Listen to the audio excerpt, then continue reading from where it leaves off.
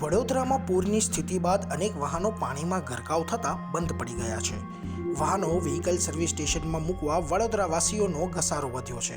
શહેરમાં અંદાજિત 15,000 two wheeler અને 6 થી 7,000 ફોર વ્હીલર વાહનો હાલ રિપેરિંગમાં પડ્યા છે। બીજી તરફ શહેરમાં માત્ર 2,000 ટુ વ્હીલરના ગેરેજ છે, ઉપરાંત 500થી વધુ કારના શોરૂમ અને ગેરેજ આવેલા છે। આ આંકડા પ્રાથમિક છે અને હજુ પણ સંખ્યા વધી શકે છે। બીજી તરફ વાહનોનું ઇન્સ્યોરન્સ ક્લેમ અને ટોઈંગ કરવાની સર્વિસ સ્ટેશન સુધી મૂકવાનું લાંબુ વેઇટિંગ ચાલી રહ્યું છે। સર્વિસ સ્ટેશનોમાં પણ વ્હીકલોનો ઘસારો આવતા 2 થી 3 મહિના બાદ વ્હીકલ પરત મળશે તેવું લોકો જણાવી રહ્યા છે। क्लेम वाले ऐसा बोलते हैं कि कर रहे हैं लेकिन ऐसा कुछ हो नहीं रहा है। फिर मुझे स्पॉट पे आना पड़ा, यहाँ पे आना पड़ा। वो लोग ऐसा बोल रहे हैं वेंडर को सेंड कर दिया गया आपका नंबर, लेकिन वो लोग गाड़ी टोइंग के लिए नहीं आ रहे हैं।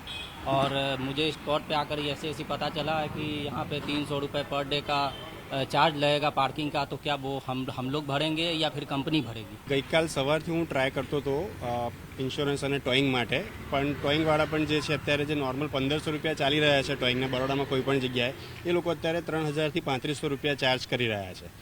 અને કિરણ શોરૂમમાં પણ મેં વાત કરી, એ લોકોએ બહુ સારો રિસ્પોન્સ આપીને તરત જ ગાડી તો લઈ લીધી, પણ હવે એ લોકોની પાસે પણ એટલી ગાડીઓ છે કે જેનું વેઇટિંગ લગભગ 2-2.5 મહિના સુધીનું છે। લોકોને આગામી તહેવારોને પગલે સર્વિસમાં આપેલા વ્હીકલ સમયસર પરત નહીં મળવાનો પણ ડર સતાવી રહ્યો છે।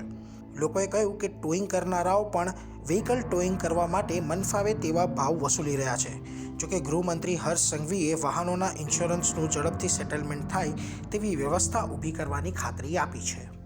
જે લોકો કોઈકની દુકાનમાં, કોઈકના ઘરોમાં, ગાડી, બાઇક, આમાં જે નુકસાન થયા છે તેને ઇન્સ્યોરન્સ ઝડપથી પ્રાપ્ત કરી શકે તે માટેની વ્યવસ્થા માટે બી સંકલન માટે કલેક્ટરશ્રી, મ્યુનિસિપલ કમિશનર અને પોલીસ કમિશનર અને ડીડીઓ આ બધા જ લોકો સાથે મળીને કંપનીઓ જોડે સંકલન કરીને ઝડપથી લોકોને કોઈ તકલીફ ના પડે એ માટે વ્યવસ્થા માટે પ્રયાસ કરવો અને વ્યવસ્થાઓ ઊભી કરવા માટેની સૂચના આપવામાં આવી છે।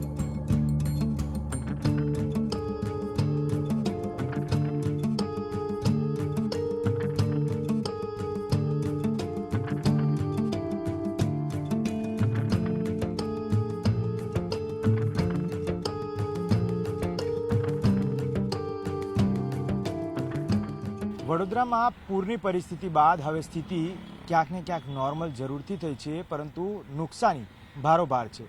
ન માત્ર મકાનની નુકસાની, દુકાનની નુકસાની, પરંતુ ક્યાંક ને ક્યાંક જે વ્હીકલો જે છે તે વ્હીકલોમાં પણ પાણીમાં ગરકાવ થઈ જતા અનેક વાહનો જે છે તે હવે સર્વિસ સ્ટેશનમાં જોવા મળી રહ્યા છે।